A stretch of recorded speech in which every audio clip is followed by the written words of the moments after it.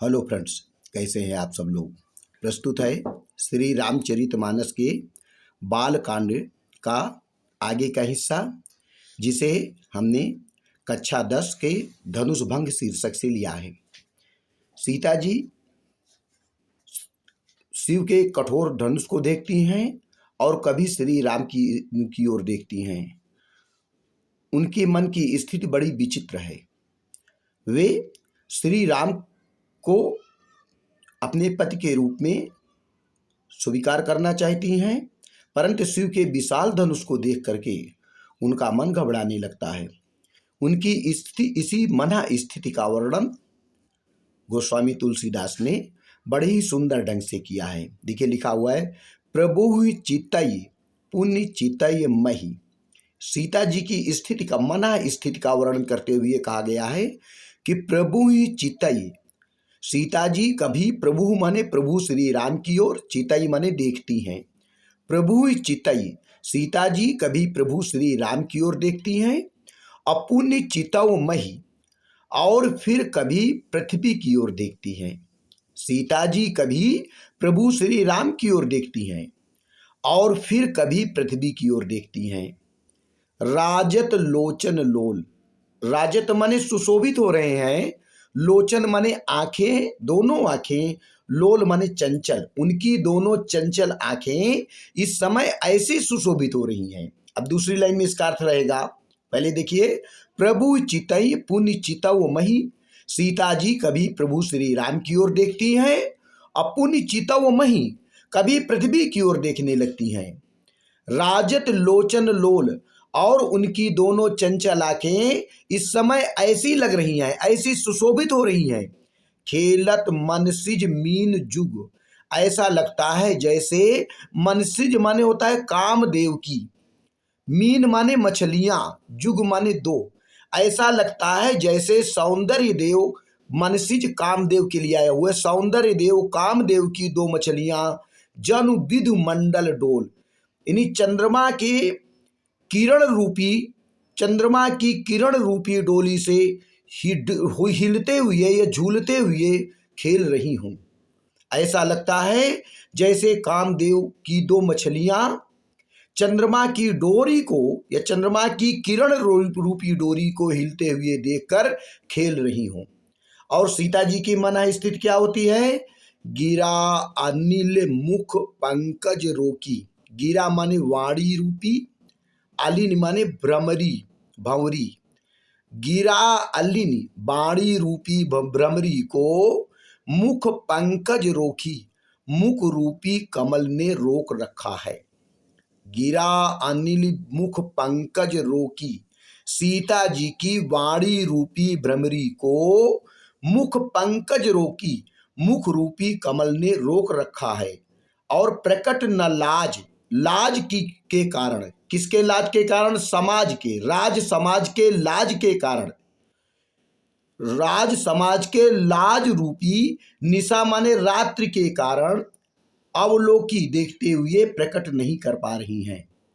यानी राज समाज के लाज रूपी रात्रि को देखते हुए उसे प्रकट नहीं कर पा रही हैं। जिस प्रकार कमल की पंखुड़ी में कोई भ्रमरी बंद होती है, लेकिन रात्रि को देखते हुए वह चाहकर भी बाहर नहीं निकल पाती, ठीक वही स्थिति सीता जी की है। सीता जी अपने मुख से कुछ कहना चाहती हैं, परंतु समाज के लाज के कारण वो कुछ कह नहीं पाती हैं, अपनी वाणी को रोक रखा है। वही कहते हैं, गिरा अनिल मुख पंकज रोकी। सीता जी की वाणी रूपी भ्रमरी को मुख पंकज रोकी, मुख रूपी कमल ने रोक रखा है। अब प्रकट न लाज निशा अवलोकी, राज समाज के लाज के कारण, राज समाज के लाज रूपी रात्रि को देखते हुए सीता जी प्रकट नहीं कर पा रही हैं। और देखिए, लोचन जल राह लोचन कोना, सीता जी के आंख का जल या आंख का आंसू, राह लोचन कोना, उनके आंख के एक कोने में उसी प्रकार छिप गया है। यह सीता जी ने अपने आंख का पानी या आंख का आंसू आंख के कोने में उसी प्रकार छिपा रखा है। जैसे परम कृपण कर सोना। जिस प्रकार बहुत कंजूस व्यक्ति के पास के घर में के एक कोने में सोना छिपा रहता है या सोना पड़ा रहता है, जिस प्रकार कंजूस व्यक्ति घर के एक कोने में अपना सोना छिपा रखता है। देखिए यहाँ कृपण माने कंजूस। हम आपको स्पष्ट कर देते हैं, इस संसार में 4 प्रकार के लोग होते हैं। पहले लोग होते हैं दानी, दूसरा होता है उदार, तीसरा होता है कंजूस, चौथा होता है मक्खी चूस। दानी व्यक्ति वह होता है जो सदैव दूसरों को देता है, किसी से सहयोग की उम्मीद नहीं करता। जबकि उदार व्यक्ति वह होता है जो दूसरों को कुछ देता भी है और दूसरों से सहयोग भी ले लेता है। कंजूस वह व्यक्ति होता है जो दूसरों को कुछ देता नहीं परंतु दूसरों से सहयोग ले लेता है लेकिन अपने धन का स्वयं उपयोग करता है। जबकि मक्खी चूस वह व्यक्ति है ना दूसरों को देता है और ना ही अपने धन का खुद उपयोग करता है। तो इस प्रकार समाज में 4 प्रकार के लोग होते हैं, दानी, उदार, कंजूस और मक्खी चूस। तो कह रहे हैं लोचन जल राह लोचन कोना। यहाँ सीता जी की स्थिति का वर्णन है। जैसे परम कृपण कर सोना, सीता जी ने अपने आंख के एक कोने में अपने आंसू को उसी प्रकार छिपा रखा है जिस प्रकार एक कंजूस व्यक्ति घर के एक कोने में सोना छिपा लेता है।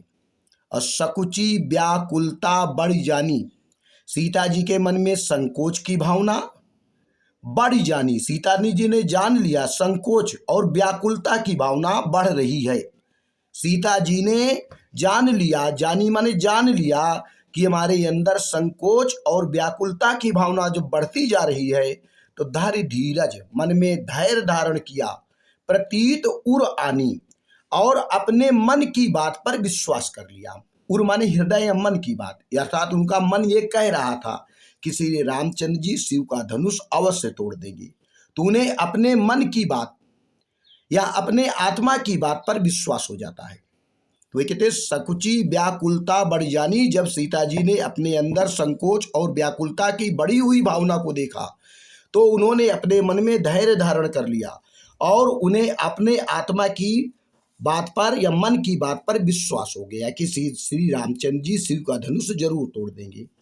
और लेकिन वो अपने मन मन में अपने इष्ट देव को मनाती है। कहती है तन मन वचन, यदि मैं तन से, मन से और वाणी से मोर पन साचा, मैंने अपनी प्रतिज्ञा सच्ची है, मेरी प्रतिज्ञा सच्ची है या मेरा संकल्प सच्चा है। तन मन वचन मोर पन साचा, यदि तन मन और वाणी से मेरी प्रतिज्ञा या मेरा संकल्प सच्चा है और रघुपति पद सरोज चितुराचा, और श्री राम के कमलवत चरणों में मैंने सदैव अपना मन लगाया है, तब भगवान सकल उर्वासी, तब भगवान सबके मन में रहते हैं। तब भगवान सकल उर्वासी, तो भगवान सबके मन में रहते हैं। करहि मोहि रघुबर कै दासी, करहि मने बनाए, मोहि मने मुझे, रघुपर की दासी, श्री राम की दासी। तो हे भगवान प्रभु आशीर्वाद दीजिए कि श्री राम मुझे अपनी दासी बनाए ले। जही के जही पर सत्य स्नेहु। यहाँ पर गोसाई जी एक महत्वपूर्ण बात लिखते हैं कि विश्वास में सबसे बड़ी ताकत होती है। जही के जही पर, जिसका जिसके ऊपर सत्य स्नेहु, सत्य माने सच्चा, स्नेहु माने स्नेह होता है, प्रेम होता है। जिसका जिसके ऊपर सच्चा प्रेम होता है सो तेहि मिलई, वह उसे अवश्य मिल जाता है। न कछु संदेहु, इसमें कोई संदेह नहीं है। जही के जही पर सत्य स्नेहु, जिसका जिसके ऊपर सच्चा विश्वास होता है, प्रेम होता है, सो तेहि मिले, वह उसे अवश्य मिल जाता है। न कछु संदेहु, इसमें कोई संदेह नहीं है। प्रभु तन चितई, प्रेम तन ठाना। इसीलिए सीता जी ने प्रभु तन चितई, प्रभु श्री राम के तन माने सुकोमल शरीर को, चितई माने देखा। सीता जी ने श्री राम के कोमल शरीर को देखा, प्रेम तन ठाना और मन में प्रेम की भावना को दृढ़ कर लिया। ठाना माने ठान लिया, दृढ़ कर लिया। अपने मन में प्रभु श्री राम के प्रेम की भावना को दृढ़ कर लिया। प्रभु तन चितय प्रेम तन ठाना। सीता जी ने प्रभु श्री राम की ओर बड़े प्रेम से देखा और अपने मन में श्री राम के प्रति प्रेम की भावना को दृढ़ कर लिया। कृपा निधान राम सब जाना, सब पर कृपा करने वाले कृपा सिंधु श्री रामचंद्र जी सीता जी की इस मना स्थिति को जान गए कि सीता जी क्या चाह रही हैं। सियहि बिलोक तकेउ धनु कैसे, सीता जी की ओर देखकर, सियहि बिलोक सीता जी की ओर देखकर, तकेउ धनु कैसे, प्रभु श्री राम धनुष को उसी प्रकार देखा। तकेउ माने देखा, सियहि बिलोक तकेउ धनु कैसे, सीता जी की ओर देखकर प्रभु श्री राम ने धनुष को उसी प्रकार देखा। चितव गरुड़ लघु ब्यालहि जैसे, जिस प्रकार गरुड़ जी एक छोटे सांप को देखते हैं। चितव माने देखते हैं, गरुड़ माने गरुड़ जी, लघु ब्यालहि जैसे एक छोटे सांप को। सीता जी की ओर देखकर प्रभु श्री राम ने धनुष को उसी प्रकार देखा जिस प्रकार गरुड़ जी एक छोटे सांप को देखते हैं। यहीं पर श्री रामचरितमानस के धनुष भंग का यह पाठ समाप्त हो जाता है। आइए हम देखते हैं इसके काव्य सौंदर्य। जैसे सबसे पहले इसमें देखते हैं रस। रस कौन सा रस है? रस जो है श्रृंगार रस और भक्ति रस, दोनों रस है। अलंकार की जहाँ तक बात होती है तो ये अलंकार यहाँ पर अनुप्रास और रूपक अलंकार है। छंद, दोहा और चौपाई। भाषा अवधि भाषा। शैली जो होती है वो प्रबंधात्मक और वर्णनात्मक शैली। धन्यवाद।